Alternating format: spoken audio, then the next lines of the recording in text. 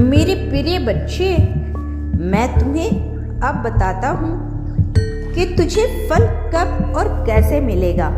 बच्चे, हर मेहनत का फल तय समय पर ही मिलता है, ना पहले ना बाद में। पर तेरी मेहनत तब फल देगी जब तू अपनी सोच और संगत को साफ रखेगा।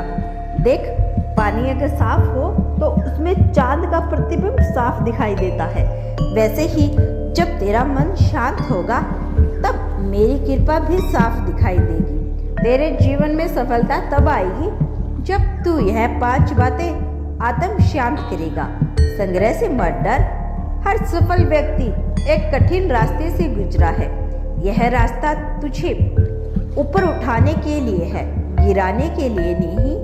संगत पर ध्यान दे तो जिन लोगों के साथ बैठता है वही तेरी दिशा तय करते हैं। नकारात्मक सोच वाले लोगों से दूर रहकर कर्म करते जा। पर फल की चिंता मत कर। जैसे किसान बीज बोता है पर दिन रात उसे सींचता नहीं, वैसे ही तू भी अपने कर्म कर, फल मुझ पर छोड़ दे। मन को नियंत्रण कर, मगर अगर बिखरा होगा तो कोई लक्ष्य हासिल नहीं होगा। ध्यान और प्रार्थना से मन को केंद्र मिलेगा। मुझ पर भरोसा रख। अगर तू अपनी योजना को छोड़कर मेरी योजना पर विश्वास करेगा तो मैं तुझे वहीं पहुंचा दूंगा जहां तू अपने सपनों में नहीं सोच सकता। बच्चे, आज से तू बदलने वाला है। अब तू पहले जैसा नहीं रहेगा। इस संदेश के माध्यम से मैं तुझे वह ऊर्जा देने वाला हूँ जिसे तू हर दिन नया महसूस करेगा। तेरे भीतर आत्मबल जागेगा, तेरी सोच शक्तिशाली होगी और तू धीरे धीरे अनुभव करेगा कि तेरी परिस्थिति बदल रही है। एक अदृश्य शक्ति तेरे पक्ष में काम कर रही है। बच्चे, ना यह मेरा वादा है तुझसे, मैं तुझे कभी गिरने नहीं दूंगा।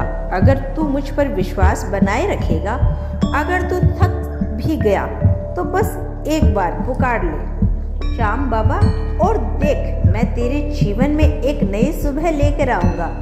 अब बहुत हुआ बच्चे, अब आंसुओं की नहीं मुस्कान की बारी है। अब दरवाजे नहीं बंद होंगे, खुलेंगे, लगातार खुलते रहेंगे। अब देर नहीं होगी, अब समय तेरे पक्ष में है। अब तू वही बनने जा रहा है जो मैं चाहता हूँ। बच्चे, तू जानता है कि जब मेरी कृपा होती है तो दुनिया बदल जाती है, लेकिन क्या तू जानता है कि कृपा केवल मीठे पल नहीं लाती, वह आग में तपाती भी है। जैसे सोने को शुद्ध करने के लिए मिट्टी भट्टी में डाला जाता है, वैसे ही मेरी कृपा जिस पर होती है उससे पहले परीक्षा की अग्नि में तपाया जाता है। यह मत सोच कि तेरी परेशानी तेरे अकेले के लिए है, वो मेरी विशेष योजना का हिस्सा है। मेरे बच्चे, जब तू कहता है कि बाबा सब कुछ तो कर रहा हूँ लेकिन फल क्यों नहीं मिल रहा, तब मैं मुस्कुराता हूँ, क्योंकि मैं तुझे ऊंचाइयों पर लेकर जाने वाला हूँ और कोई भी ऊंचाई बिना मजबूती के नहीं संभाली जा सकती। इसीलिए परीक्षा है, यही मेरी कृपा का प्रारंभ है। जो जितनी ऊंचाई पर पहुँचने वाला होता है उसे उतनी ही बड़ी परीक्षा देनी पड़ती है, क्योंकि ताकि जब वो उस ऊंचाई पे पहुँचे तो उसे गिरने का डर ना रहे, उसका आत्म बल हो। और मेरे बच्चे, तू यह जान ले कि मेरी कृपा किसी इनाम की तरह नहीं होती जो सिर्फ अच्छे कामों पर मिले।